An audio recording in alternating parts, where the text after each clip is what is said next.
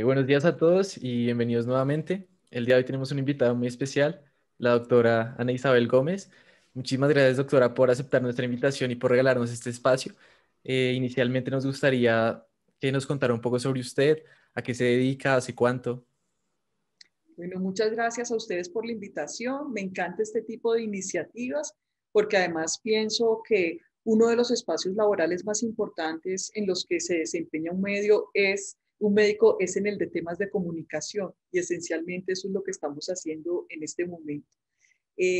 Yo soy profesor titular de la Escuela de Medicina y Ciencias de la Salud.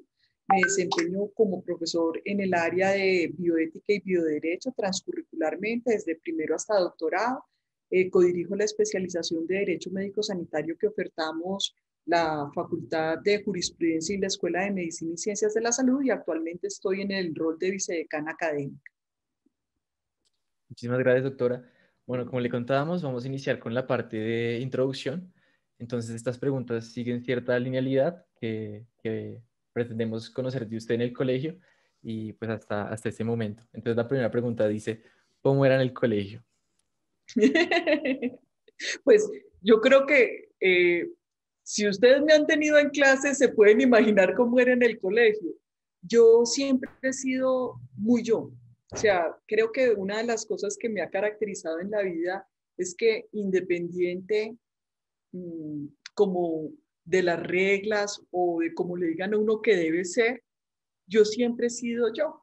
Y creo que eso se los digo cuando estamos en la clase de profesionalismo en primer semestre, que la carrera eh, pretende formar la identidad profesional, pero en esa identidad profesional está el carácter propio de cada ser humano. Entonces uno debe cultivar también su carácter, porque a veces el entorno trata de decirle a uno cómo se debe comportar y qué es lo que es correcto y cómo uno debería ser el estándar o el promedio. Y yo creo que eso no debe ser así, que uno debe mantener su carácter.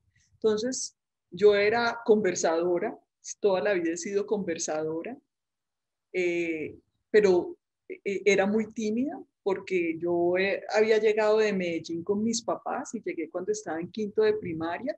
Entonces, pues siempre me decían la paisa, se reían del acento que tenía, y eso hizo que persistiera en el acento y persistiera en mi idiosincrasia, pero me volví muy reservada en el sentido que, por ejemplo, en el recreo preferí ir a la biblioteca, sacar libritos y sentarme a leer en el recreo. Entonces, toda la vida leí en el colegio. Me gustaba hacer deporte, lo que he perdido, qué vergüenza. Pertenecía a la selección de gimnasia olímpica de mi colegio y estuve participando en campeonatos. Y lo otro que me gustaba hacer era dibujar. Toda la vida me ha gustado dibujar y los temas de arte. Entonces, digamos que en el colegio eh, me sentí un poquitico bicho rara y a veces sentía que no encajaba, pero me gustaba esa sensación de no encajar porque creo que eso lo que reflejaba es que tenía un carácter y un espíritu único que hay que conservar el resto de la vida. Muy chévere, doctora. Estudié en colegio religioso. Mi colegio era Siervas de San José y lo que me gusta es que eran monjas españolas, producto de la Guerra Civil Española, que creían que la religión se expresaba en el servicio a otros. O sea, no hacían tanto énfasis en los elementos como estructurales de la religión, sino en que la verdadera religión era estar al servicio de los otros, era alinear un proyecto de vida con un proyecto de humanidad. Y fíjate que eso, yo creo que eso es lo que me hace terminar siendo médica, esa como esa impronta de servicio que tenía mi colegio. Genial, doctora. Muchas gracias. Me parece muy interesante eso que nombra y me gustaría realizar otra pregunta.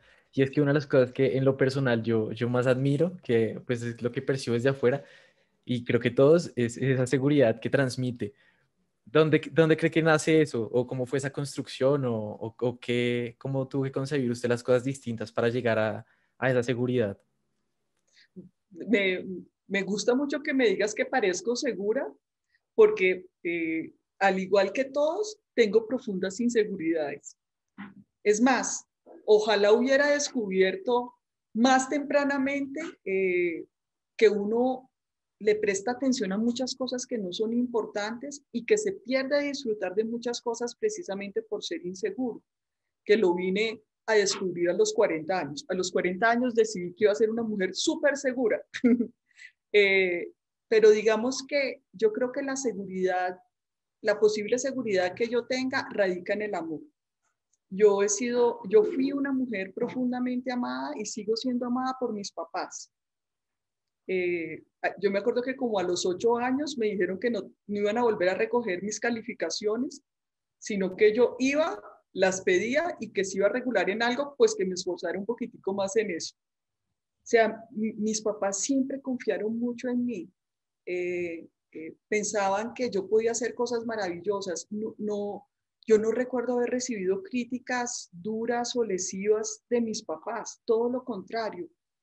Me acuerdo que una vez que me tiré una materia y le conté a mi mamá que me había tirado una materia, me dijo, ay, mi amor, con lo estudiosa que es usted debe estar sumamente angustiada, vámonos a comer pizza. Y me acuerdo que me invitó a comer pizza, me compró un saco y una falda escocesa. Entonces, yo creo que mi seguridad viene del amor.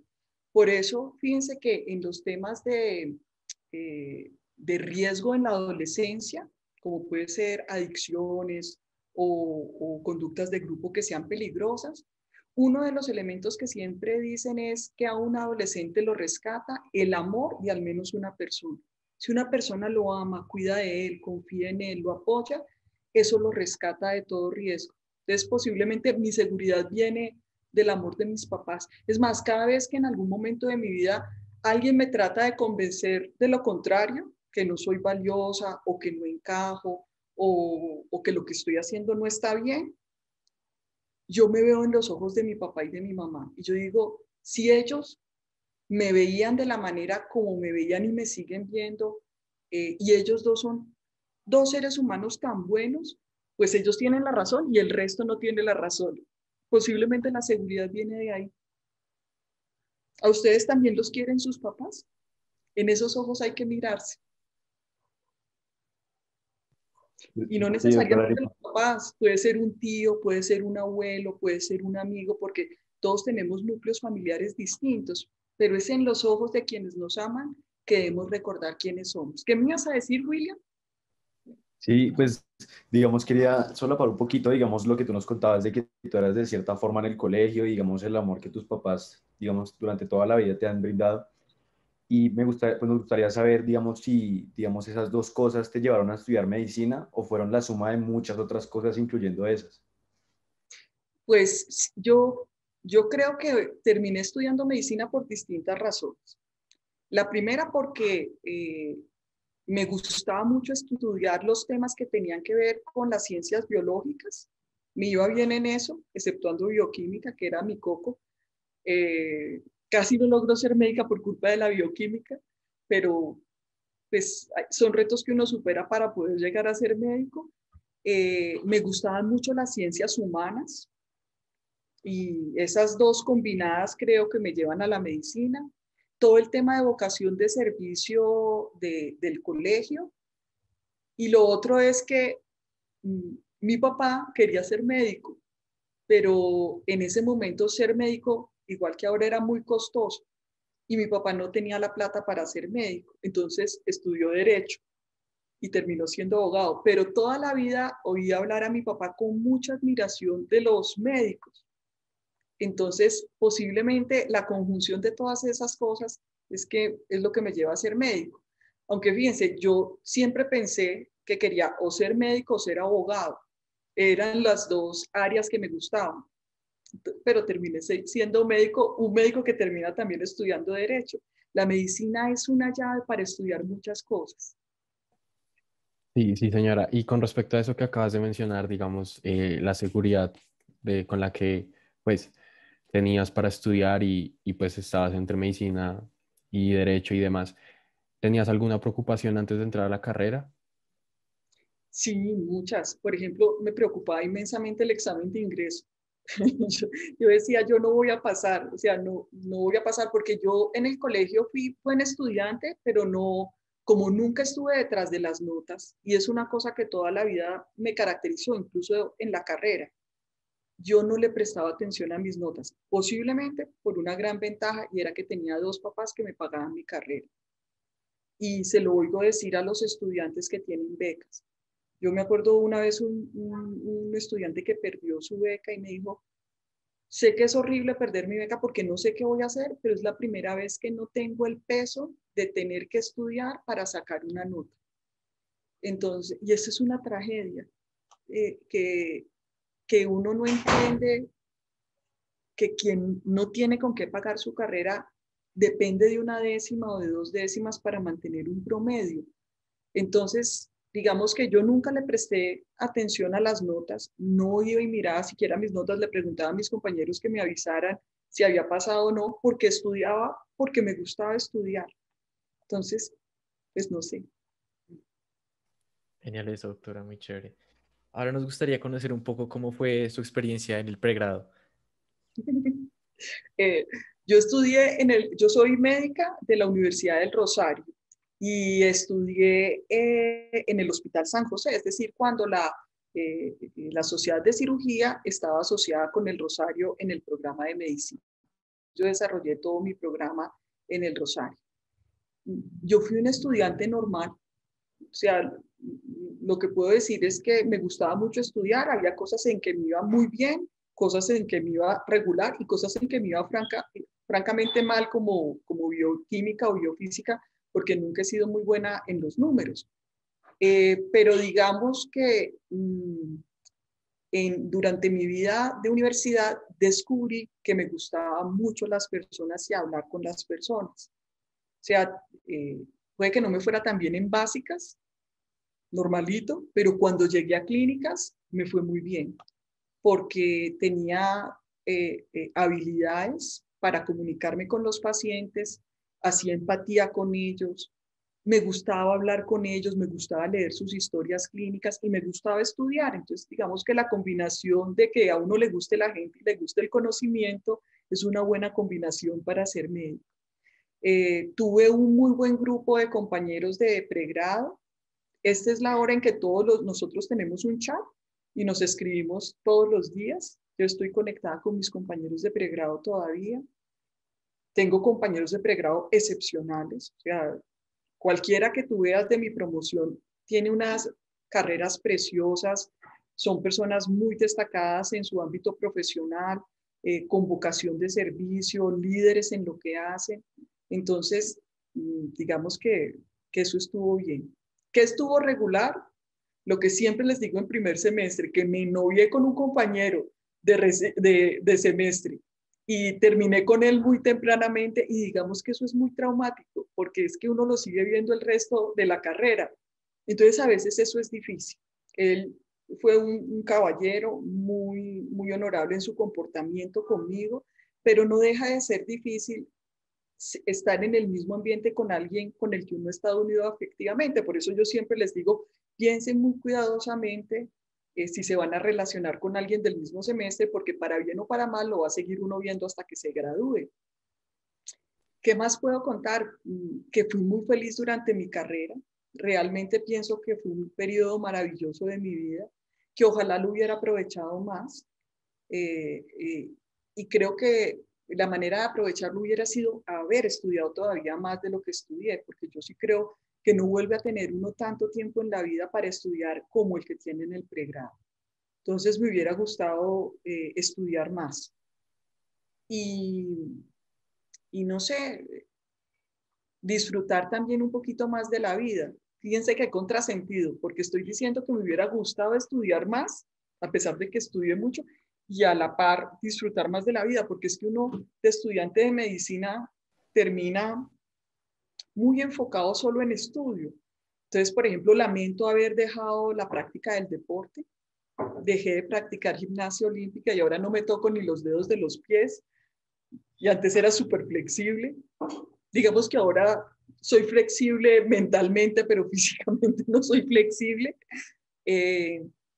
Entonces, pienso que hay que cultivar los hobbies, hay que cultivar los deportes, hay que aprender otro idioma y eso lo hubiera podido hacer en el pregrado. Lamento profundamente no haber aprovechado mi pregrado para estudiar 1 o 2 idiomas más, porque eso hubiera cambiado completamente la manera como yo hubiera desarrollado mi carrera. Y lo otro que me hubiera gustado hacer en el pregrado, que de pronto en ese momento no había tantas oportunidades, es investigación. Yo no hice investigación durante el pregrado porque eso no existía. Y creo que la investigación es un elemento que cambia completamente la vida de un estudiante en medicina. Digamos, Anita, tú nos comentas de que te gustaba estudiar mucho y siempre estar como ahí entre los libros y eso. Y nos gustaría saber, digamos, cuál es tu método de estudio. ¿Sigues utilizando el mismo? ¿Ha cambiado? ¿Cómo era al principio de la carrera? ¿Cómo terminó siendo? ¿Cómo es hoy en día? Es muy interesante. A mí, yo siempre he estudiado de la manera como no se debe estudiar. Hace poquitico, el año antepasado, estuvimos tratando de montar un stand-up comedy con un estudiante de pregrado de medicina y logramos hacer todo el libreto, pero lamentablemente no lo pudimos montar finalmente sobre técnicas de estudio. Entonces, por ejemplo, en las técnicas de estudio uno siempre le dicen, usted debe tener un sitio fijo donde estudia, en donde tenga una buena posición, donde haya buena iluminación, no haya ruidos. Y por ejemplo, yo toda la vida he estudiado con la televisión prendida y música. O sea, lo debo confesar. Es más, a mí me hace falta el ruido para estudiar, pero en técnicas de estudio debe ser un lugar silencioso. Eh, a mí lo que me gustaba tomar muy buenos apuntes, es más, mi cuaderno fue fotocopiado siempre lo fotocopiaba porque tengo letra muy clara y tomo muy buenos apuntes. Entonces me gustaba tomar buenos apuntes y cuando llegaba por la tarde siempre estudiaba mis apuntes y trataba de leer sobre el tema que habíamos visto en clase. No, en eso sí era muy juiciosa, no dejaba acumular tema, sino que realmente todos los días sistemáticamente estudiaba. Luego cuando tenía el examen, pues realmente sí estudiaba mucho el día anterior, pero había estudiado permanentemente. Tenía un muy buen grupo de estudio, que creo que sí es otro consejo que es importante. Eh, con quien uno se relacione también determina su destino, pero en el mejor sentido de la palabra. Es decir, si uno tiene personas que son honestas, que creen que las notas se sacan es estudiando, que estudian todos los días, que cada uno está velando porque al otro le vaya bien académicamente, pero de esa manera con estudio, eso es súper importante. Entonces, el escoger personas que tengan propósitos de vida similares a uno y que crean en los mismos medios que uno cree para cumplirlos es muy importante. Entonces, por ejemplo, uno de mis compañeros de estudio era el doctor Marco Aurelio Venegas, que ahora es un neurólogo, pediatra, experto en sueño. Él es una de las autoridades de trastornos del sueño en Colombia. Es más, hizo su fellow en Alemania. Mi otro compañera de estudios era el doctor Germán García, Jorge García, perdón, que es ginecólogo, y mi otro compañero de estudios era Germán Arango, que es neurocirujano, hizo también su especialidad de estereotaxia en Alemania. Eran super pilos los tres. Y tenía otras dos compañeras de estudio que, fíjense, una de ellas terminó dedicada a temas relacionados con atención primaria y la otra con temas de psiquiatría. Entonces, estaba pensando que éramos un grupo muy diverso en los intereses y que posiblemente eso también ayudó a que nos fuera bien. Por ejemplo, los exámenes finales con Jorge y con Marquitos, los preparábamos en el Neusa.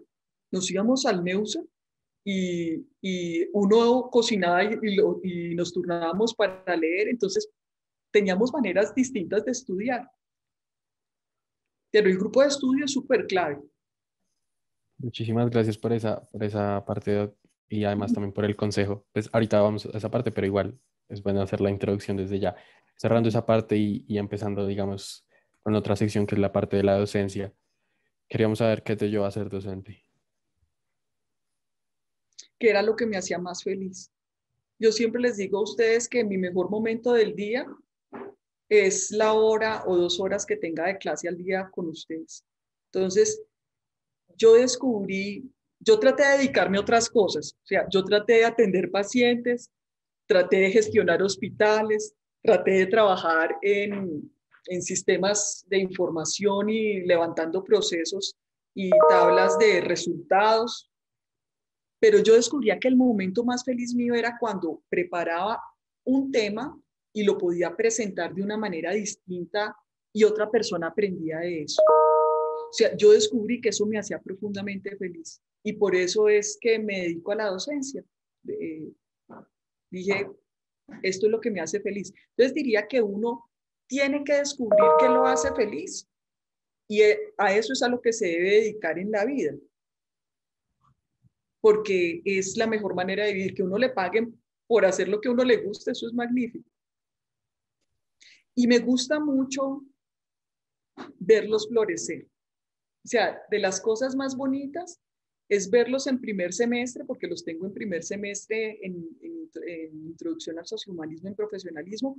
Los puedo ver a través de todas las áreas y empiezo a ver cómo unos se dedican al consejo, otros se vuelven tutores pares, otros entran a la investigación, otros son clínicos puros y chupan libro de clínicas. Y cómo van cambiando, cómo van floreciendo de bonito y no saben lo emocionante que es cuando después me los encuentro en el core de residentes porque entraron a la especialidad y cuando después en otros ámbitos los veo. Llego a un hospital y es el médico que me está atendiendo a mí o que está atendiendo a mi papá o a mi mamá. Entonces, digamos que el ver cómo una persona expresa todo su potencial hacia la bondad es una cosa maravillosa. Y en la docencia, de otro es que yo pensé en qué puedo tener más impacto. Y fíjense que si yo atendía pacientes, pues era el número de pacientes que veía en el día. Si gerenciaba un hospital, pues eran los pacientes que atendíamos en ese hospital.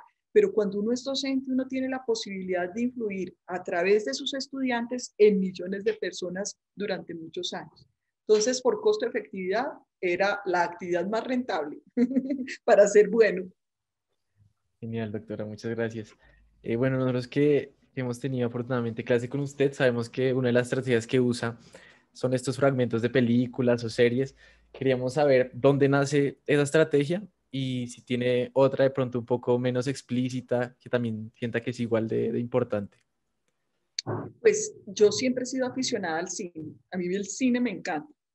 Entonces, y me gusta desde muy joven. Veo cine todo el tiempo.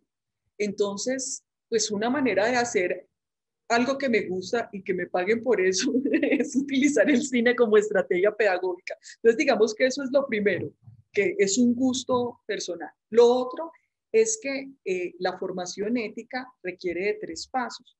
Requiere de la empatía, el juicio cognitivo y la acción hacia el bien. Entonces, ¿cómo generar sentimientos cuando toda la formación médica le dice a uno que no debe tener sentimientos y que debe estar alejado de su paciente? Entendiendo que es absolutamente necesaria la emoción para el juicio racional y para la acción.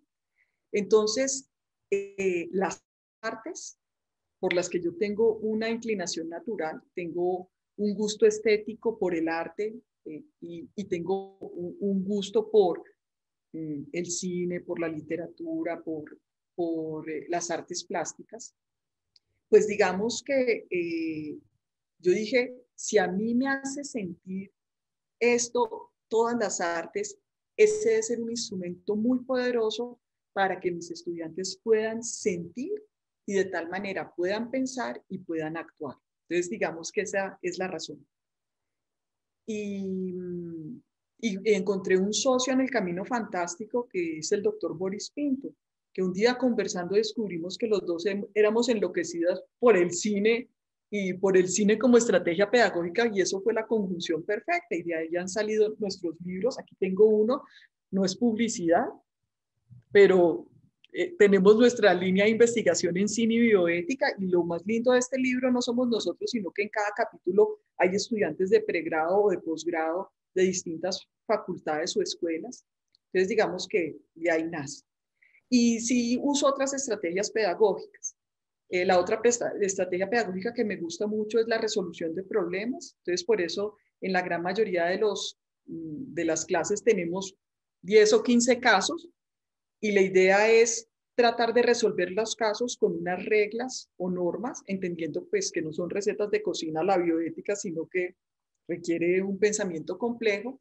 Entonces, los casos es otra estrategia pedagógica porque pues yo creo que aprenderse la teoría no sirve, lo memorístico no sirve. ¿Qué sirve? El juicio racional, el aprender dentro de la incertidumbre a resolver un problema. Y lo otro que utilizo es tratar de hacer una conexión afectiva con mis estudiantes. Porque creo que en la medida en que uno es capaz de acercarse desde el corazón a otra persona, tiene la capacidad de conectarse y de poder influir en ella y que ella influya en uno. Porque cuando uno corre el riesgo de engancharse afectivamente con alguien es un riesgo bilateral. Entonces, ustedes son yo creo que ustedes son, fuera de mis papás, la influencia más poderosa que yo he tenido en mi vida para mi carácter. Ustedes me han cambiado, me han moldeado. Yo soy una persona distinta de la que entró a la Escuela de Medicina y Ciencias de la Salud hace más de 16 años a la que soy hoy. Y es por la influencia de ustedes. Entonces, esas son mis estrategias pedagógicas. Chévere, Anita. Digamos, tú nos comentas que la mejor parte del día es cuando tú das clase, cuando tú estás compartiendo con nosotros. Pero, digamos, en ese proceso de docencia, ¿hay alguna parte que no te guste? ¿Qué no me gusta del proceso de docencia? Que me gustaría tener más tiempo para cada uno de ustedes. Pues en la medida en que los grupos son más grandes, es más difícil conocerlos de manera individual, estar más pendientes del aprendizaje de ustedes, de los dones que cada uno tiene para podérselos ayudar a crecer o de las debilidades para aprender, ayudarles a ustedes a que las puedan superar, inclusive a que las vuelvan fortalezas. Entonces, eso sí, a veces lamento eso. Entonces, pero agradezco mucho cuando ustedes se me acercan, cuando tienen una dificultad o quieren profundizar en un tema o quieren que les recomiende un artículo. Entonces, cuando me escriben y a través del correo o del WhatsApp o de una llamada puedo establecer un vínculo distinto, digamos que se logra superar eso. O sea, que quisiera clonarme. Ahí sí yo votaría por la clonación reproductiva, que quiten la moratoria de la clonación reproductiva y poder ser 50 yo para estar de una manera más cercana con ustedes. Eso me gustaría mucho. Muchísimas gracias. Por lo demás, no tengo experiencias. Hay gente que dice que tiene experiencias desagradables con la docencia y a veces le dicen, no, es que son necios, no, es que a veces son groseros. Y yo les debo decir que nunca, a mí en la vida, nunca un estudiante me ha faltado al respeto, nunca en la vida ha sido indisciplinado, así que yo diga, pues lo normal es que yo también soy indisciplinada en clase, pues no soy muy formal que digamos, pero nunca, o sea, la relación siempre ha sido de respeto y buena, la valoro mucho. Bueno, creo que decía, lo que quería decir, Cris, es que es lo que tú dices, ¿no? Es hablar de la bilateralidad. Lo que nos generas como que hace que uno pueda fluir y entregar también lo mismo. Y de esa manera has tenido esas experiencias como solo de amor y de respeto. Qué chévere eso. Sí. Ya, qué pena. Ya, lo siento. Bueno, sí, es lo que dice Cami. Y con respecto también a eso, a nuestra siguiente pregunta, que es más como pues, un espacio para que nos cuentes si tu experiencia, pues, por decirlo así, más representativa, más chévere, más, pues, alguna experiencia que quieras comentar dando clase, que te haya marcado. Pues digamos que hay distintas experiencias, pero por ejemplo, a mí siempre me sorprende que ustedes logran ver algo que yo no he visto. O sea, a mí siempre cuando pongo los casos y empezamos a resolverlo, puedo decirles que en el 90% de las clases hay una persona que hace una pregunta que le encuentra una arista al problema que yo no había visto ni con mi edad, ni con mi experiencia, ni con mi formación. Entonces eso me parece alucinante. Tanto que siempre tengo cuadernito, miren, yo siempre tengo cuadernito al lado y anoto.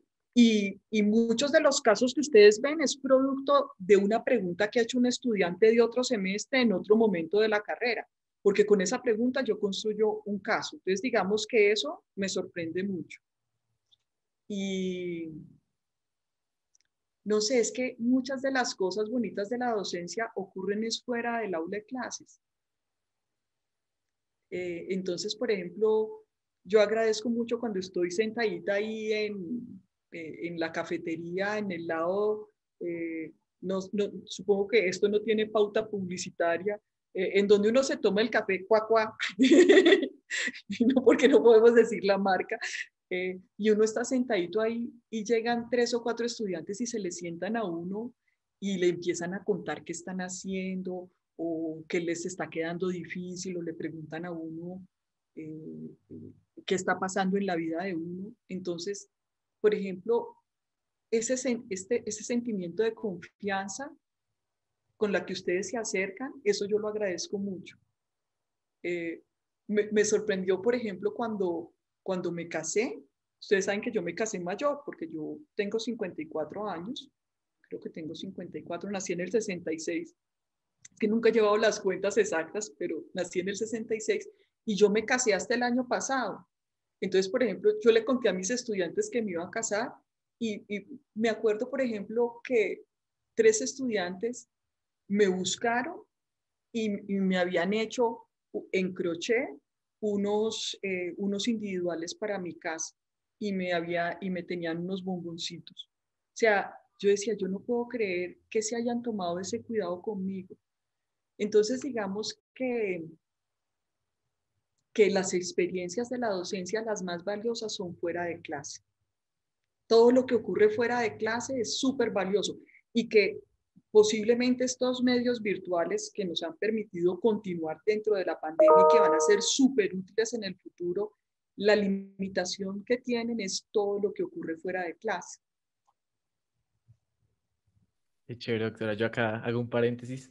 Cuando en la página que tenemos en Instagram nos preguntábamos, ¿a qué profesor les gustaría ver? Y todos, Anita, Anita, Anita.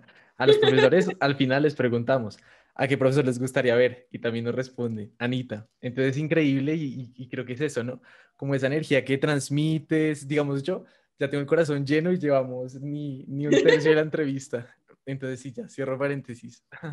Muchas gracias. Es que de verdad yo tengo, y aquí sí hago publicidad política pagada, es que es muy fácil hacer lo que uno hace cuando primero tiene estudiantes como los que nosotros tenemos, que no es charlando, es que son maravillosos. Y ustedes en la medida en que vayan avanzando y salgan, van a ver lo maravillosos que son, pero también tengo colegas maravillosos. El cuerpo de profesores que hay en la escuela es descrestador. Con cualquiera que uno se siente a conversar un minuto, a tomarse un cafecito, es una persona alineada en su proyecto de vida con un proyecto de humanidad que cree en lo que está haciendo y que es muy valiosa académicamente. Entonces, digamos que he tenido esa fortuna y que he tenido la fortuna de estar de los dos lados, del lado de la docencia y la investigación, pero también del lado de la gestión. Yo pues podría decir que solamente 2 años no he estado en un cargo administrativo de la facultad, porque he sido jefe de departamento, director de programa de medicina, vicedecana, luego vicedecana académica, y creo que eso me ha permitido estar en contacto con muchas personas. Entonces, posiblemente también sea esa la razón. Ya que tocas ese punto, profe, digamos que lo podemos tomar como introducción para la última pregunta acerca de la docencia, y es, ¿qué profesor admiras pues, de la universidad? Súper difícil, porque es que miren, es que hay campeones. Y permítame no decir uno solo, sino que voy a decir los nombres de algunos que en este momento se me vienen a la mente para recordarlos. Por ejemplo, ¿cómo no recordar al doctor Leonardo Palacios en clase? O sea, con ese nivel de conocimiento que tiene sobre la neurología y la manera tan agradable como va contando todas las cosas. ¿Cómo no disfrutar del doctor Emilio Quevedo, que Eso es como si uno estuviera hablando con Google, porque cualquier tema que uno abra con él inmediatamente abre todo un árbol de conocimiento sobre el tema. Es un hombre absolutamente culto. Eh, por ejemplo, yo admiro mucho también a la doctora Catalina Latorre, que además la quiero mucho y es como mi hermana. Eh, con todo ese conocimiento que tiene sobre la salud pública y con un genuino interés por el servicio a la comunidad. Yo veo la calidad del corazón de Cata y cómo genuinamente está volcada hacia la comunidad. Igual es Ángela Pinzón, o sea, personas completamente abocadas al servicio, Leonardo Briceño, todas las personas de esa área. ¿Cómo no admirar a Boris Pinto? O sea, yo a veces busco las clases de Boris cuando están programadas para poderlo oír, porque es un humanista y además es súper entretenido. ¿Cómo no ir a Gustavo cuando habla de seguridad del paciente? Es un duro de la seguridad del paciente. Entonces, es muy difícil encontrar como una sola persona que decir que uno admira, pero digamos que si me permiten a mí decir qué profesor admire yo, o sea, cuando era estudiante, yo diría que el doctor Juan Mendoza Vega, que él fue neurocirujano, bioeticista, historiador, periodista y falleció hace 2 años. Y él fue presidente de la Academia Nacional de Medicina 3 veces, presidente del Tribunal Nacional de Ética 4 veces, miembro de número de la Academia de Historia, con columna en un periódico durante más de 15 años, autor de libros. Él fue mi profesor de bioética y yo había disfrutado mucho de mi carrera, pero cuando llegué a 10º y tuve clase con él de bioética, a mí me explotó la cabeza. O sea, yo dije, ¡ah! Increíble, es una disciplina en la que se combina la ciencia y el humanismo y eso era lo que yo quería para mi vida. Entonces, él me marcó profundamente, tanto que cuando él fallece, yo asumo la presidencia de la Fundación Derecho a Morir Dignamente. Él fue el presidente durante muchísimos años, yo fui su vicepresidente durante los últimos 6 años y cuando él fallece yo asumo la presidencia. Y esa es la labor pro bono que yo hago, que es trabajar por el derecho a morir dignamente. Y aprovecho y hago publicidad política pagada. El derecho a morir dignamente no es únicamente la eutanasia, es que las personas conserven al final de su vida la posibilidad de tomar decisiones libres e informadas. Y eso puede significar solamente cuidado paliativo, o puede significar sedación paliativa o terminal, o puede significar adecuación del esfuerzo terapéutico. Eso es lo que sucede en el 90% de los casos. Y en un porcentaje muy pequeño y en unas condiciones muy específicas estipuladas por ley, será la eutanasia, pero es más el tema de voluntades anticipadas y de cuidado paliativo. Entonces, ese es, digamos, uno de mis maestros favoritos, el doctor Juan Mendoza Vega, con decirles que pido por él todas las noches.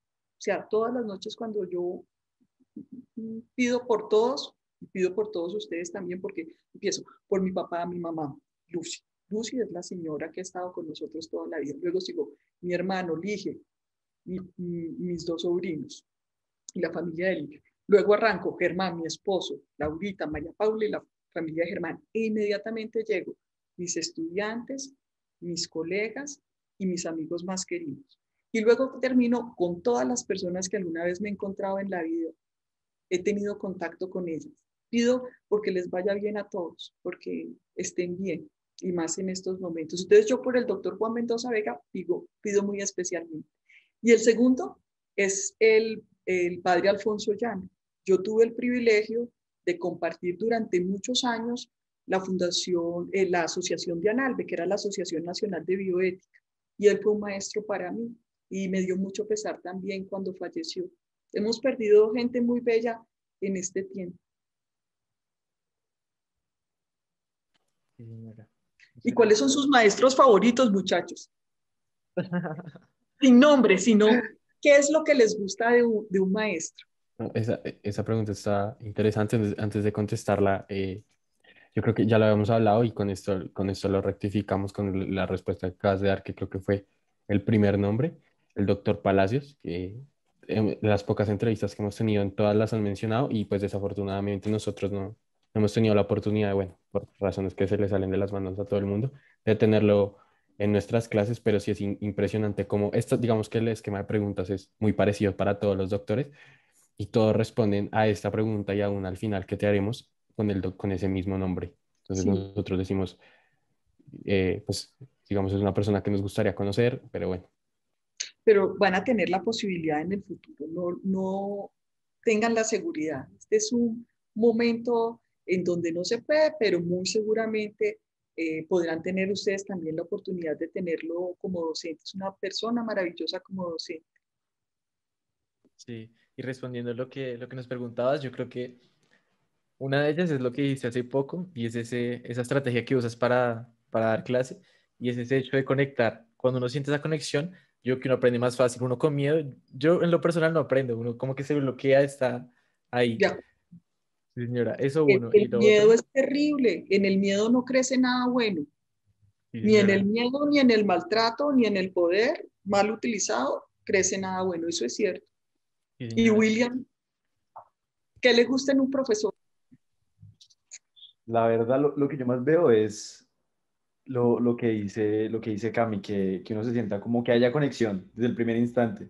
Yo veo un profesor y, por ejemplo, en lo personal, yo en la primera clase que tuvimos con Anita, yo me acuerdo muy bien, que yo entré, yo dije, esta señora se ve como cuchilla, y yo estaba como...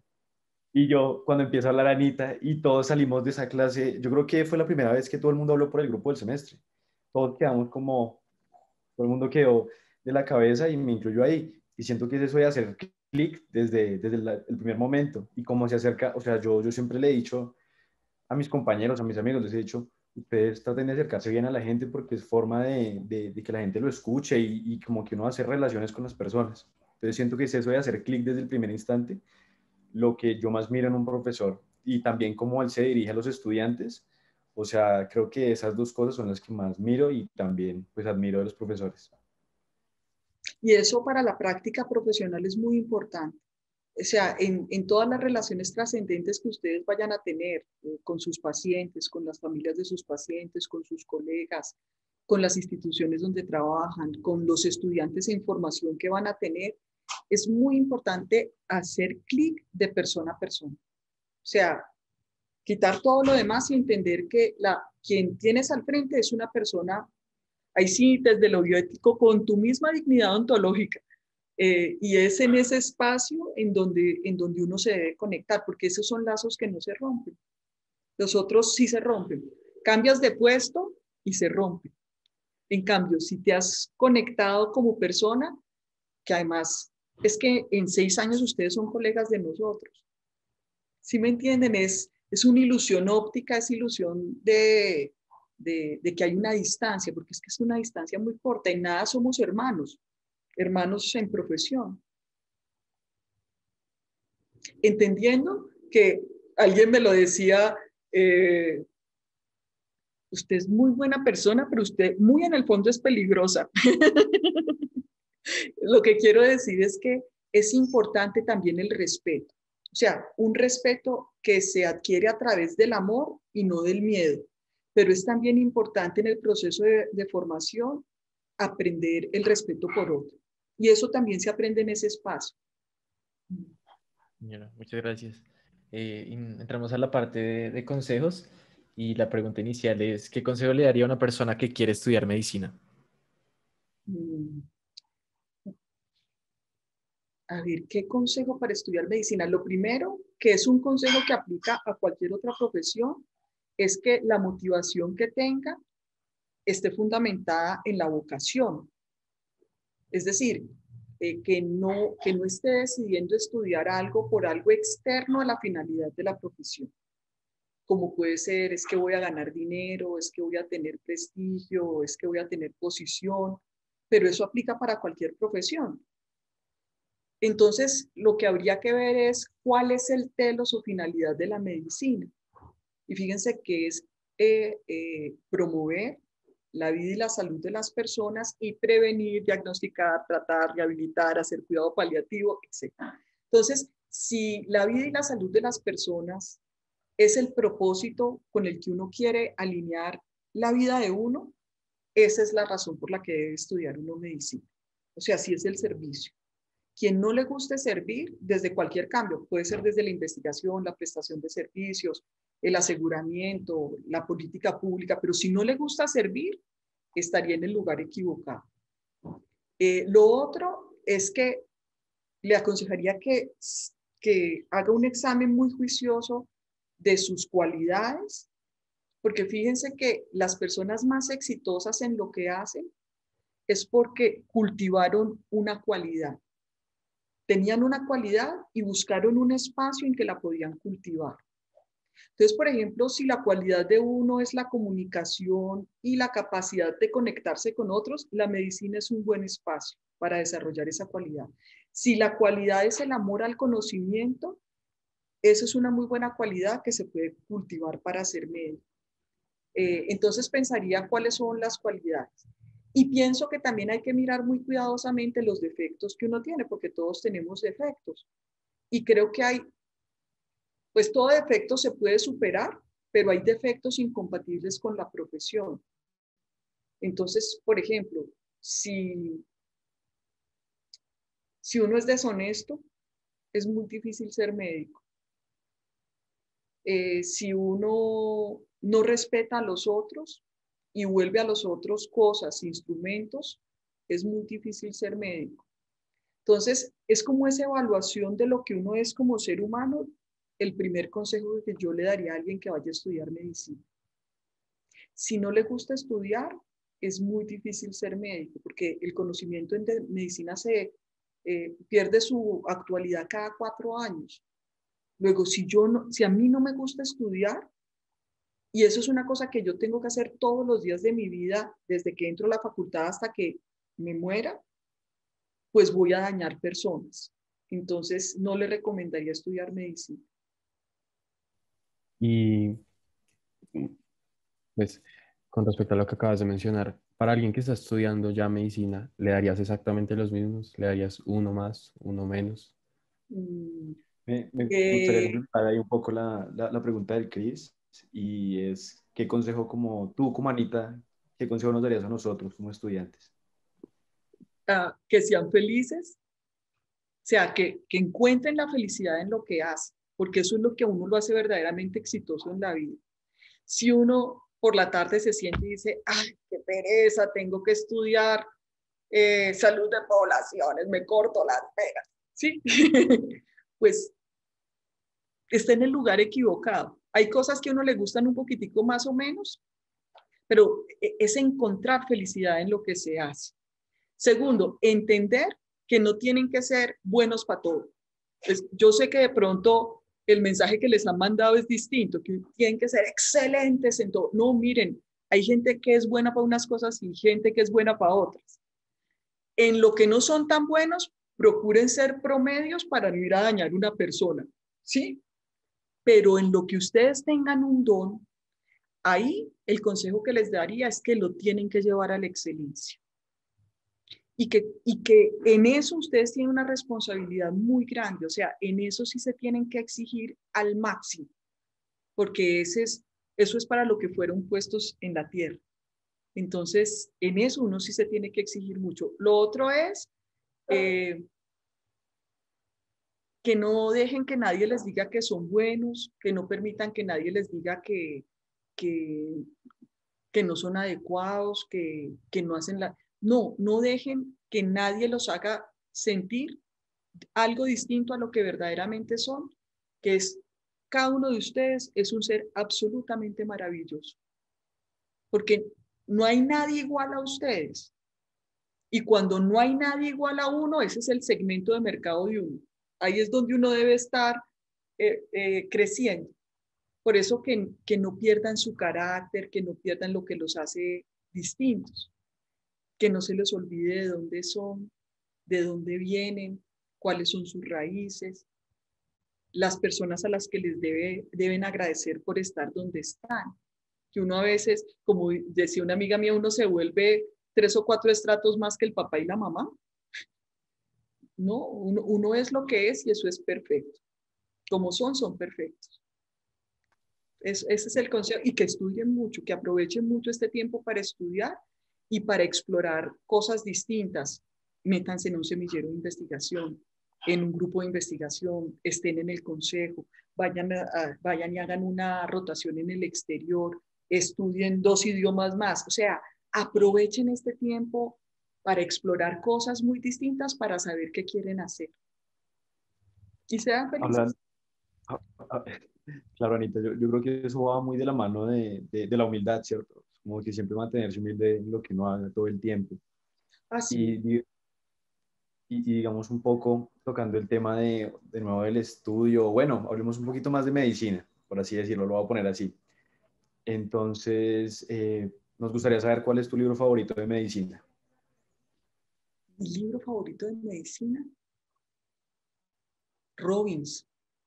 El libro que yo más disfruté toda mi vida fue La patología de Robbins, porque fue la primera vez, como en la época en que yo estudié la medicina, estaba separada en básicas, biomédicas y clínicas. La primera vez que vi medicina de verdad, lo que yo creía que era medicina de verdad, fue en patología. Entonces yo podría decir que mi asignatura favorita, además de la bioética, toda la vida fue patología. Esa me gustó mucho.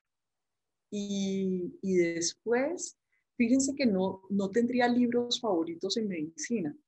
A mí siempre me gustó leer de todo. Y ahorita me encanta la oportunidad del CRAI, y es que a un clic uno tiene un artículo de lo que quiera. Entonces creo que ya el concepto como este es mi libro es muy difícil ahora, sino la posibilidad de explorar temas. Y sin lugar a dudas, actualmente los temas de bioética y bioderecho me encantan. Entonces es en ese tema en el que más leo. Perfecto, muchas gracias. Pues digamos que la siguiente pregunta que teníamos era qué profesor recuerda y por qué, pero creo que ya lo mencionaste. Entonces, queríamos saber, digamos, cómo defines, pues, haciéndolo un poco más de forma más sintética, así, en pocas palabras, ¿cómo defines un buen médico?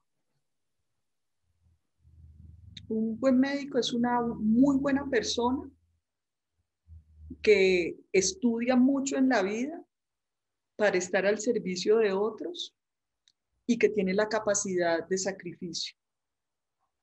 Eso para mí es un buen médico. Y he tenido la oportunidad de conocer muy buenos médicos a lo largo de mi vida. Lo que pasa es que los poquitos que no lo son hacen muy mala publicidad, pero la gran mayoría de los médicos son personas así.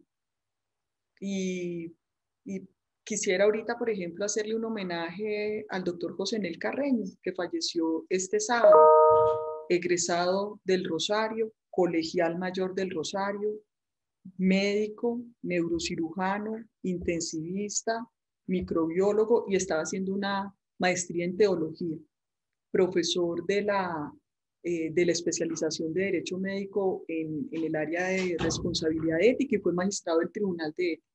Miren, José Nel era un hombre bueno, químicamente bueno, centrado en su familia, un hombre con valores, un trabajador excelso. Sobra decir que amaba el conocimiento de manera increíble.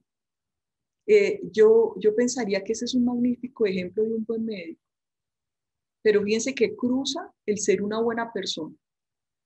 Yo cuando veo a alguien que utiliza medios que se alejan de la bondad para convertirse en médico, yo digo, no lo va a lograr, porque es que haciendo esas cosas uno no se convierte en una buena persona. Por ejemplo, cuando eh, nosotros tenemos un sistema de educación muy centrado en la competencia, porque como los recursos escasos los distribuimos con nota, pues lo que genera es que todo el mundo esté pensando en la nota y que por la nota se compita a veces de maneras que yo no entiendo. Entonces, yo pienso que también es un problema que tenemos del sistema educativo. Nosotros deberíamos fomentar más en ustedes que los recursos escasos se distribuyeran es por otro tipo de cualidades que no necesariamente sean las que se expresan en una buena nota. La solidaridad, la cooperación, el compromiso. Eso creo que necesita ser más visibilizado en todo el sistema educativo, no solo en nuestra universidad, sino en todas las universidades. Gracias, doctora. Queríamos saber ahora si a través del pregrado tuviste otras especializaciones que pasaran por tu mente y por qué te decidiste finalmente por pues, la actual. A mí me gustaba mucho la dermatología, porque yo tengo muy buena memoria visual. Entonces yo veo una lesión y yo la recuerdo, tengo una memoria visual fantástica, entonces me gustaba mucho la dermatología también. Me gustaba mucho la pediatría, que es la especialidad clínica que finalmente hice, porque creo que los niños lo obligan a uno a expresar lo mejor que uno tiene. O sea, una persona que está en contacto con un niño tiene que sacar lo mejor que tiene porque es que es imposible no hacerlo. Entonces, digamos que es alguien que lo exige a uno a ser muy bueno. Pero cuando terminé pediatría, yo toda la vida quise hacer derecho. O sea, si yo ahorita fuera un estudiante como ustedes, mejor dicho, sin dudarlo, estaría haciendo doble programa. O sea, apenas estuviera en el punto de poder optar por doble programa, yo hubiera empezado mi carrera de derecho. Cuando yo terminé medicina, yo hablé con mis papás y les dije, yo tengo dos ideas, me gustaría o ser pediatra o ser abogado. Yo vengo de familia de abogados. Mi papá fue magistrado de la Corte Suprema de Justicia y mi mamá es abogada y tuvo una editorial de libros de derecho. Y me acuerdo que mi papá me dijo, no, hija, yo creo que es preferible que profundices más en una especialidad y después si quieres estudiar algo relacionado con el derecho lo haces. Y así lo hice. Pero fíjense, terminé haciendo un doctorado en ciencias jurídicas a los 45 años, entré a hacer mi doctorado. Entonces, una cosa muy linda de la medicina es que le permite a uno enamorarse de muchas disciplinas de manera simultánea. Entonces, yo he reencarnado laboralmente como 5 veces. Entonces, en una época fui pediatra de consulta, pediatra de urgencias, pediatra en cuidado intensivo neonatal, cuando todavía se podía como pediatra estar en ese ámbito. Después la vida me llevó por casualidad a trabajar en sistemas de información. Estuve 4 años desarrollando historias clínicas sistematizadas, procesos, etcétera, en mi época de Colsubsidio. Después estuve en el área de la gerencia, fui gerente de la clínica Misael Pastrana Borrero, hoy Barrios Unidos, entonces era súper encarretada con todos los temas de calidad y estudié, o sea, en cada una de esas reencarnaciones estudié. Y cuando llego a la facultad, fíjense, es una casualidad que yo sea bioeticista, porque yo estaba haciendo una maestría en epidemiología y llevaba 2 semanas en la maestría de epidemiología. Y otra universidad nos propuso que quería hacer un doctorado en bioética. Y en esa época no había nadie formado en bioética en la escuela y necesitaban un par. Entonces yo dije, yo llevo solo 2 semanas en la maestría de epidemiología, si quieren yo hago la maestría en bioética que a mí siempre me ha gustado. Y fíjense, terminé siendo bioeticista. Y después pues pude cumplir el sueño, no de ser abogado porque no soy un abogado, pero de poder hacer mi doctorado en ciencias jurídicas. Entonces el otro consejo que les daría es, no teman experimentar, porque es que uno teme mucho al fracaso. Y el fracaso forma parte de la vida y no hay problema. No es problema. Fracasar no es un problema. Que lo descubre, y uno es muy temeroso de hacer algo que los lleve al fracaso. Pero yo he descubierto que en los grandes fracasos de mi vida he encontrado las grandes cosas que he podido hacer en mi vida. Entonces, no teman fracasar, no teman experimentar, procuren incursionar en distintas áreas porque eso es una cosa muy bonita que tiene la medicina, le permite a uno explorar distintas áreas del conocimiento. Perfecto, Anita. Y volviendo un poco al tema de tus clases, nosotros siempre vemos apartes de diferentes películas, series, y nos gustaría saber, y solapándolo con ya la última parte de la entrevista, ¿con qué personaje de la ficción te sientes identificada? ¿Con qué personaje de la ficción?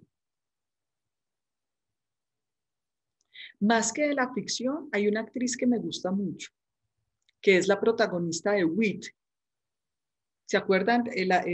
WIT, que es una mujer con cáncer de ovario y de seno que entra a un protocolo experimental y que hay unas escenas de final de vida. A mí ella me gusta mucho. Emma Thompson creo que es una actriz inglesa. Entonces, ella me gusta mucho, me identifico con ella. Porque, por ejemplo, siempre que veo esa escena, es una actriz ganadora de cantidad de premios, súper famosa, y cuando veo la escena en donde le abren la blusa y muestra sus senos y hay una escena de reanimación, yo digo, qué mujer tan valiente. Esta mujer entendía que era muy importante mostrar una escena de extralimitación del esfuerzo terapéutico y que iba a salir más real si mostraba los senos y mostró los senos. Entonces a mí me gusta ella por arriesgada. O sea, yo admiro mucho a las mujeres que son capaces de romper los clichés y de romper los estereotipos. Eso me gusta de ella. Me gusta que ha envejecido con gracia. Yo creo que yo he envejecido con gracia, porque procuro no hacer nada raro, pues sí me echo mi labialcito, la pestañina, pero me encanta, a mí me gusta ser una mujer madura, me gusta tener arruguitas, me gusta tener canitas. Entonces, y eso se lo aprendí fue a mi mamá. Mi mamá nunca buscó ser una cosa distinta a lo que era. Entonces, Emma Thompson es así, ha envejecido con mucha gracia, entonces eso me gusta la dignidad de ella, entonces eso me gusta. Y tal vez es que estoy tratando de buscar un personaje con el que yo me identifique y no lo encuentro, porque es que pienso que parte de lo que me caracteriza es que no haya nadie como yo, luego no me quiero identificar con nadie. Entonces de pronto es eso. Pero digamos que hay cosas de personajes que me gusta mucho el personaje del Doctor, que es una película que se desarrolla en el tiempo de la peste, y es un encuentro entre el mundo médico árabe y occidental. Me gustan mucho personajes que hay ahí. No sé, pero no tengo un personaje que diga, sí, ya sé con cuál me identifico. Me identifico hay un corto que se llama La Dama y la Muerte, que es una caricatura. Es hecho en caricatura, que ustedes lo van a ver conmigo en noveno. Y el personaje central es una mujer adulta mayor, que tiene orejas grandes, nariz grande, pelo largo. Y yo siempre digo, cuando sea más grande voy a ser como ella. Entonces me identifico con ella. Físicamente me identifico con ella, con eso. Pero no tengo ninguno en particular. Es que me gusta todo, ese es el problema. Me gusta mucho todo. No, es una respuesta válida. Y otra pregunta que tenemos es, ¿quién es, quién es tu modelo a seguir, digamos, en lo personal y en lo profesional? Ahí tengo varios modelos. En lo personal diría que mi papá y mi mamá. Y ahora, en esta etapa de mi vida, también mi esposo. Mi esposo es médico, farmacólogo, bioeticista. Él trabaja con industria farmacéutica. Yo toda la vida tuve una diapositiva que decía, declaro mi conflicto de interés, no tengo ninguna relación con industria farmacéutica. Y de verdad, nunca acepté que me pagaran una charla ni nada de industria y ahora duermo con industria farmacéutica porque mi esposo trabaja con industria. Pero, pero ¿saben por qué lo admiro? Porque fíjense que uno siempre que piensa en industria farmacéutica piensa que ahí se manejan muchos conflictos de interés y dilemas y que no siempre se resuelven bien. Y cuando yo lo veo a él como director médico, siempre cuidando el interés del paciente dentro de su empresa, a mí eso me admira profundamente. De él admiro profundamente su resiliencia. Él se casó con la novia de su colegio. O sea, cuando estaba él en el colegio y en la universidad, se novió y toda la carrera tuvo su novia y duró 10 años de novio y se casó con ella. Y con ella tuvo sus 2 niñas. Y hace 4 años ella falleció. Él es viudo, yo lo conocí cuando era viudo. Entonces, la capacidad de él de enfrentar eso y de mantenerse como un hombre feliz y dispuesto a vivir la vida después de esa tragedia y de estar ahí para sus hijas, eso me parece admirable. Entonces, admiro mucho a mi esposo. Y a mi papá y a mi mamá los admiro mucho porque yo les comenté, mi papá fue magistrado de la Corte Suprema de Justicia de la Sala Penal en el tiempo más duro del narcotráfico de este país. Yo toda mi carrera estuve escoltada, fue una vida muy difícil. Y mi papá prefirió restringirse de muchas cosas en la vida y de incluso vivir con miedo, pero ser un hombre honorable.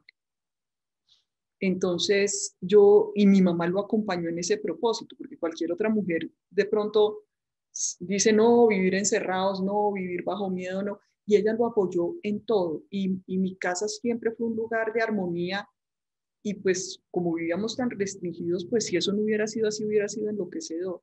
Entonces, mis papás son un par de personajes.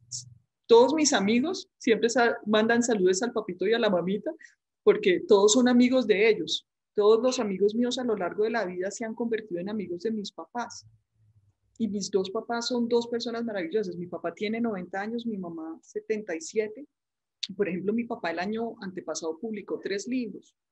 Gestiona todos sus negocios, es un hombre súper activo, ahorita muy restringidos con el tema de la pandemia. Entonces yo diría que las personas que más admiro sobre la tierra serían mi papá y mi mamá, mi esposo y por último lugar mi hermano. Mi hermano es Gustavo Gómez Córdoba, periodista de Caracol, y mi hermano siendo que ocupa un puesto muy bueno y tiene una capacidad de influencia sobre muchas personas, mi hermano se mantiene como el hijo de mi padre. O sea, en el mismo barrio, con la misma señora de toda la vida, loco por Star Trek y los muñequitos de Star Trek. Tiene los uniformes de Viaje a las Estrellas y se los pone la señora también, y la señora tiene orejas puntiagudas y los chiquitos también. O sea, mi hermano ha sido capaz de mantenerse centrado en el medio que lo rodea.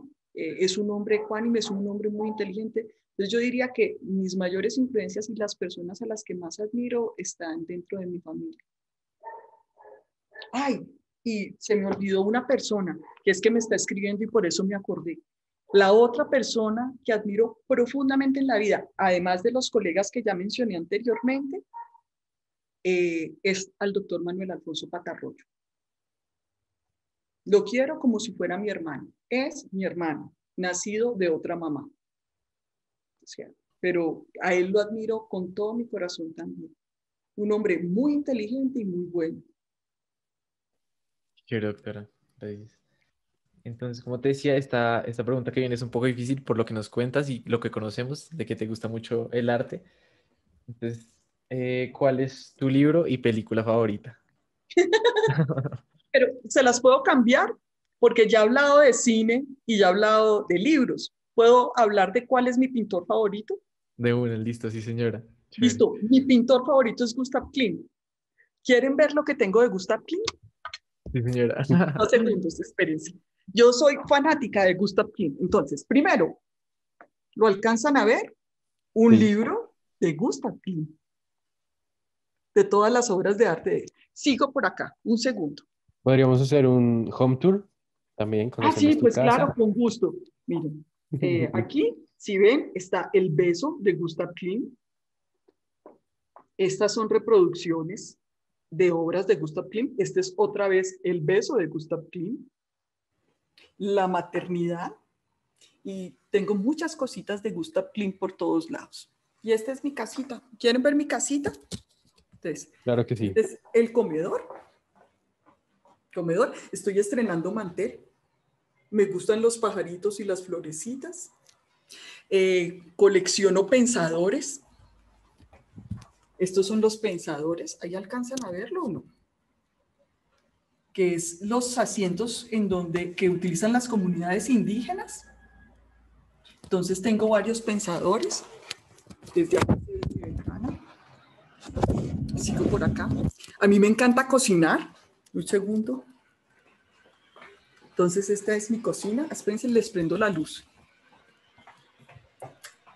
estaría bien conocerla personalmente, de pronto sí. Sí, Gustas eso en es vivo. importante que vengan, pero tengo cuanto condimentos, imaginen, miren, puros condimentos, porque me gusta mucho cocinar. Eso nos toca censurarlo, por lo que... Ah, ¿no? tenía publicidad. Esta es la entrada, lo que pasa es que no, aquí es la sala y el estarcito, y ya adentro están las habitaciones y como mi esposo está allá, me da pena entrar, porque él seguramente está en reunión, pero esta es mi casa en términos generales. Y a mi esposo le encanta el arte también, entonces les muestro. Estos cuadritos son de él, de Tesarolo, y tienen una historia divertidísima estos cuadros. ¿Sí ven que tienen espermatozoides? Sí, ¿Sí? señora. Y aquí este también tiene espermatozoides. Y este tiene espermatozoides. Pues resulta, no es que mi esposo sea aficionado a los espermatozoides, sino, sino que la Sociedad de Medicina Reproductiva le había pedido a Tesarolo una obra para la sociedad, para colocarlo en la sociedad de ellos. Y finalmente no se la compraron y mi esposo se la terminó comprando y este cuadro también es de él, es de un autor barranquillero que tiene una particularidad y es que si uno se pone gafas 3D, el cuadro está pintado en 3D. Entonces es lo más de bonito. Espérense, me acuerdo del nombre. Espitia es el nombre. Pero a mí me encanta, me gusta mucho el arte. Y ahorita estoy volviendo a pintar, que había dejado de pintar. Y ahorita estoy volviendo a pintar con estilógrafo y con acuarelables y espero cuando salga de todo lo que tenemos ahorita, porque sí nos implica un esfuerzo mayor a todos nosotros, poder tomar clases. Entonces, esa es mi casita. Muchísimas gracias por ese momento, profe. Con el mayor gusto. ¿Saben que eso es bueno lo virtual? Yo sé que es muy duro abrir la casa a otros, pero por ejemplo, cuando yo doy muchas clases en maestría y en doctorado y en especialidad, y lo que me permite conectar con los estudiantes que no me han conocido nunca, porque con ustedes es distinto porque nos conocemos, pero que no me han conocido nunca, es que veo algo de la casa de ellos que está proyectado y le digo, oye, qué cuadro tan bonito, ¿cuál es ese? Entonces le digo, espérate, te muestro el mío, y así hacemos link. Entonces eso es lo rico, que una cosa que nunca había podido hacer, que era tener mis estudiantes en la casa, ahora los puedo tener en mi casa y eso me alegra. Esa es una ventaja de esta nueva modalidad. Y antes de que nos mencionaras esto, el último comentario que o sea, que nos dijiste de pintar y demás, con eso puedo abrir la siguiente pregunta, es que si tienes algún hobby o qué haces en tus ratos libres, ¿consideras ese tu hobby? ¿Tienes algún otro? Sí, pues mi principal, yo tengo pues tres hobbies grandes. Uno, que es la naturaleza, y voy a poner un segundito. Si ven la foto de perfil que tengo ahí, Sí, y si señora. es de perfil, porque estoy de lado, no es solo la foto del perfil, sino que estoy de lado. Esa foto es tomada arriba del sopó, de donde se tiran de parapente, que es puro bosque de frailejones. A mí me gusta mucho la naturaleza, o sea, caminar y ver espacios naturales, y ese sitio me trae mucha paz. Cuando yo estoy angustiada o estresada, cierro los ojos y mentalmente me siento en ese punto en donde estoy en esa foto y siento el viento en la cara y siento la sensación de inmensidad y de vacío que hay en ese abismo y me tranquilizo. Esa es una cosa. Lo segundo que me encanta hacer es cocinar. Cocino. Mi director de tesis de doctorado, mi director de tesis de doctorado es un duro. Es el doctor Carlos María Romeo Casabona. Ese sí es mi profesor así súper. El que dice, wow, es el doctor Carlos María Romeo Casabona. Él es abogado, penalista. Tiene un doctorado, pero de verdad, se lo hizo en Derecho y otro doctorado de verdad, porque se lo hizo en Medicina. Ese es doctor en Derecho y doctor en Medicina. Él es miembro del Comité de Ética Español, es miembro del Comité de la Comunidad Europea en Biotecnología, es un duro. Y él dirige la Cátedra de Derecho y Genoma Humano y fue mi director de tesis. Y el doctor Carlos, yo hice un año de mi tesis en el País Vasco, me fui al País Vasco y estuve terminando el último año de tesis, lo hice allá. Y yo me reunía una vez al mes con el doctor Carlos María a revisar el capítulo de mi tesis, lo que iba escribiendo. Entonces, cuando terminábamos, siempre le decía, doctor Carlos María, lo invito a almorzar. Y como mi apartamento quedaba cerca de la universidad, yo lo llevaba a la casa y le hacía el almuerzo o le hacía la comida. Y siempre me decía, doctora Anita, si usted escribiera como cocina, seríamos tesis laureada, pero eso no es así. Es una persona maravillosa. El doctor Carlos María es maravilloso, pero me encanta cocinar, cocino muy bien. Y lo otro que hago es pintar. ¿Les traigo un dibujo? Sí, Por señora, Dos por favor. segundos. favor. Es que lo tengo en el cuarto. 2 segundos. No, no están tan buenos, pero es que estoy volviendo a retomar el dibujo. Y yo no calco el dibujo, no está calcado lo que está ahí, sino que yo a mano alzada lo hago. Entonces, por ejemplo, esta es una florecita de bosque nativo, de las que encuentro unos rojitas. Esta es una heliconia.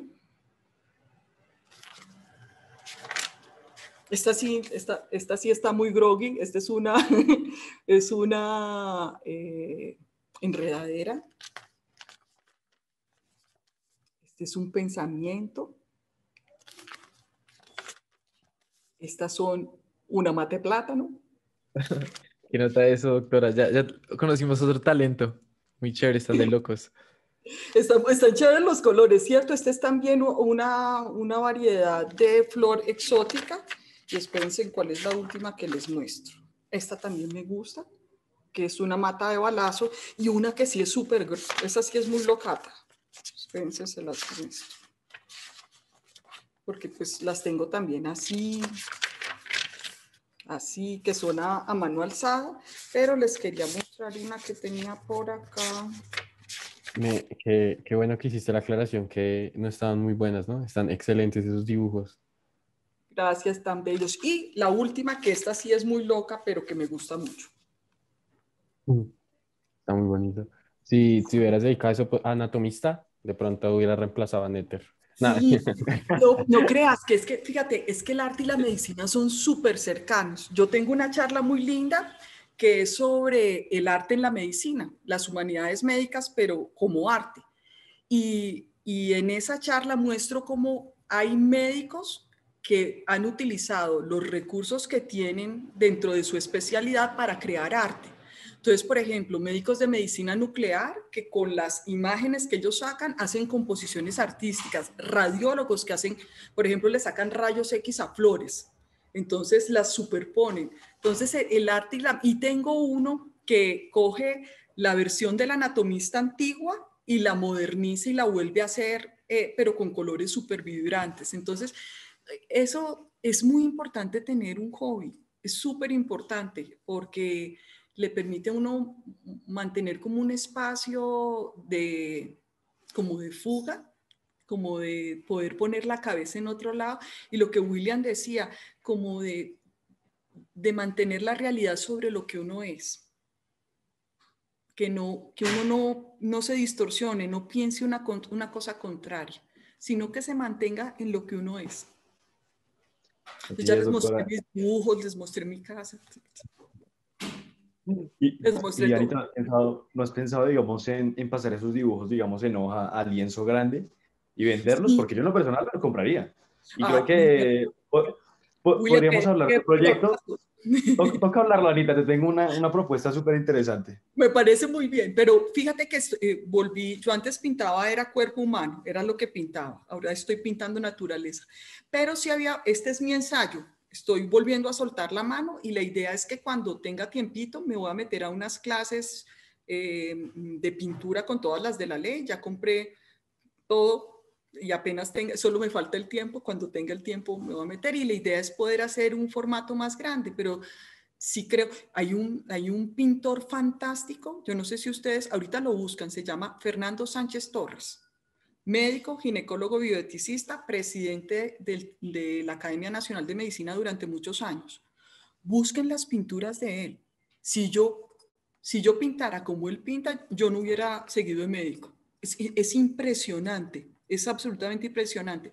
En los médicos hay muchos artistas, entonces, ¿alguno de ustedes tiene algún hobby relacionado con el arte?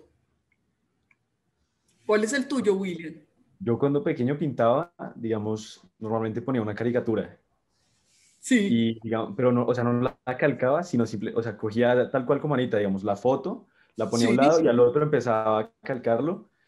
Voy a buscar la foto y tal vez la pongo en el video y te la mando, Anita, porque la Y me le verdad, envías. y sí, o sea, la verdad que van muy buenos. Yo no sé por qué abandoné eso, tal vez las obligaciones, el estudio, el colegio, bueno, pero Pero hay sería que chévere volver a retomar. retomar. Y Hay que además que retomar. te aseguro que eso en algún momento va a encajar con otra cosa que hagas en la vida. O sea, es muy importante uno tener un valor diferencial y el valor diferencial es la suma de todas las cosas raras que uno ha hecho en la vida. Esa mezcolanza es lo que lo hace uno único. Digamos, hablando, Anita, digamos también de esa humildad de la que creo que todos acá compartimos y en lo personal siento que tú todavía tienes, independientemente de todos los cargos, procesos, estudios que has tenido, digamos, al principio de tu carrera tenías un propósito y ahorita tienes otro. Digamos, ¿cómo ha cambiado eso? Sí, sí cambió, porque fíjense, ¿saben qué soñaba yo?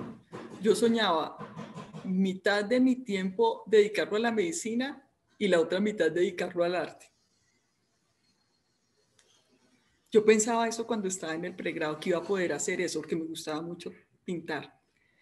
Y pues sí cambió, porque pues no lo he hecho, pero de alguna manera estoy retomándolo. Pero yo creo que de las cosas mejores en la vida es entender que uno no tiene que estar predestinado, que no hay que planear tanto. Sí es importante tener propósitos, metas, pero también dejarse sorprender por la vida. Es que cuando uno no se deja sorprender por la vida, se pierde de cosas que uno no había pensado que podía hacer. Entonces, sí, tengan ustedes propósitos, pónganse metas, pero también si en la vida se les atraviesa algo que les llama la atención, que los reta, pues hacerlo. Y posiblemente ahora en este momento de mi vida soy distinta a lo que pensé iba a ser. Yo, por ejemplo, siempre pensé que iba a tener hijos. Siempre pensé. Y no tuve hijitos físicos. Y yo creo que ahí sí, y no es frase de cajón, gran parte de la felicidad mía en el sentido de la maternidad es tener estudiantes. Porque yo sí siento eso, o sea, yo sí los siento como hijos, sí. O sea, y cuando los veo que les va bien en la vida y que le escriben a uno que están en tal lado haciendo tal residencia o tal cosa, pues uno siente una felicidad muy grande. Entonces yo sí pienso que eso que no construí en mi vida, porque no tuve hijitos, sí lo tengo en cada uno de mis estudiantes. Unos más grandes que otros. Gracias, doctora. Queríamos saber con qué palabra te describes. Yo creo que yo soy una mezcla de amor y de fuerza. Como yo soy muy amorosa, pero tengo también un carácter fuerte y poderoso. Entonces, Guns N' Roses será, no sé, pero es como una mezcla de amor y de fuerza, como de vulnerabilidad y de poder. Es. Y pienso que si alguien me describiera, posiblemente me describe como alegre. Yo creo que soy una persona alegre y yo tomo mucho del pelo y a veces eso me causa problemas, sobre todo cuando estamos en espacios muy formales o muy rígidos y que todo se está poniendo como pesado. Yo he hecho un chiste y todo el mundo me mira así como... pero me gusta el sentido del humor y la alegría, tal vez eso me caracterice. Muchísimas gracias. Y ya para ir cerrando, como te mencionamos al comienzo, eh, digamos que como profesional, como médica, como en este momento, digamos que ya te ves como te veías antes, como en la idea de un profesional realizado, los títulos que tienes ahorita, en el lugar en el que te encuentras ahorita, ¿crees que antes ya lo estabas? ¿Algún no sé, proyecto que tengas en mente a corto o largo plazo? Pues yo me siento profundamente realizada en lo que estoy haciendo. Como estoy muy bien. No creo que tenga nada realmente pendiente en este momento. No lo creo. No sé, ¿qué me falta por hacer? Yo quisiera consolidar muchas cosas en el área de bioética y bioderecho de la escuela. Eso sí me gustaría mucho. Tener un área de estudios formal, ya vamos a sacar la maestría con jurisprudencia de bioderecho y bioética, sacar el doctorado en bioética y bioderecho. Eso creo que es lo que es como la herencia mía. O sea, yo pienso que lo que le voy a dejar a la facultad cuando ya no esté es un área consolidada de formación e investigación en bioética y bioderecho. Es eso lo que creo que hoy cuando estaba viendo, hoy fui a la misa de John Jairo y fui a la misa de José Nel, una a las 11:30 y otra a la 1:30. Y yo decía, qué cosas tan bellas dicen de ellos dos, qué vidas tan poderosas, tan hermosas. Y si ustedes se fijan, ninguno de ellos es recordado por los cargos que tuvo. Nadie dijo ahí, es que llegó a ser tal cosa. No, en la distancia corta era en lo que los recordaban. Entonces, yo quisiera que me recordaran por cosas que he hecho en la distancia corta y creo que tienen que ver más con la formación que con otras cosas que pudiera llegar a alcanzar. De cargos, si quisiera algún cargo, tal vez me gustaría cuando ya pueda ser magistrado del Tribunal de Ética, que varios de mis profesores que han sido magistrados del Tribunal de Ética en varias oportunidades me han dicho que por qué no estoy en el Tribunal de Ética. Y me gustaría, pero pues ahora es imposible por las responsabilidades que tenemos en la escuela. Pero tal vez lo único que me gustaría así, de verdad, como hacer de cargo, es ser miembro del Tribunal de Ética. Eso me gustaría hacerlo. Yo ahí te hago otra pregunta, Anita, y qué pena por cortarte. No, ni más Digamos, faltaba, Julio. es una inquietud que he escuchado de varios compañeros y de varios lados, y es si, digamos, en algún momento la universidad te llega a proponer, Anita, te proponemos ser decana de la facultad. ¿Tú aceptarías el cargo? Pero fíjate que es que las decanaturas, yo pienso que son conjunciones. O sea, que se presentan una conjunción muy particular para que una persona sea decana. Yo te digo que en la escuela hay muchas personas que son decanables, muchas, ¿sí? Pero que se requiere de una conjunción para que de ese cuerpo de personas que tienen la capacidad para hacerlo, eso se dé. Entonces, pensar que si se lo propusieran a uno, si uno lo sería, es que yo digo que a cualquiera de los de la escuela, que teniendo la formación que se requiere, inclusive el carácter que se requiere, porque yo creo que, y eso lo ven ustedes en los decanos que hemos tenido, en Gustavo, en Leonardo, se requiere un carácter, se requiere que sea respetado por la comunidad, no solo en lo académico, sino en lo personal. Entonces, fíjense, hay muchas personas dentro de la escuela que podrían ser un decano, pero se requiere de una conjunción de muchas cosas para eso. Entonces uno decir, si me lo proponen, lo acepto, pues muy seguramente cualquiera de las personas que tengan esas cualidades dice sí, lo aceptaría. Pero creo que no es una cosa que dependa de mí. No es algo que dependa de mí, sino que depende de la conjunción que en determinado momento se dé. Pero yo he tenido una gran ventaja. Es que he podido estar al lado de dos magníficos decanos muy cerca. Estuve todo el periodo, los 3 periodos de Leonardo y he estado los 2 periodos de Gustavo. Y sin lugar a dudas, les puedo decir que los 2 rectores, 3 rectores, porque en este periodo de tiempo hemos tenido 3 rectores que eligieron a Leonardo y que eligieron a Gustavo, tenían toda la razón. O sea, hemos estado en muy buenas manos. Entonces, no sé si en el momento en que se vaya a dar la siguiente transición, primero, si esté yo en la facultad. De pronto ya no estoy. Segundo, si el momento que esté viviendo la facultad necesite de una persona como yo, con mi carácter, ¿sí? Y tercero, si la persona que lo elige necesita a alguien con mi carácter ahí.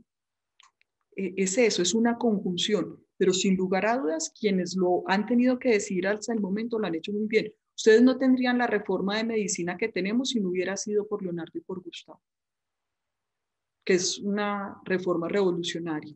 Yo estaba ahí, estuve los 10 años de la reforma, pero sin lugar a dudas se escogieron bien.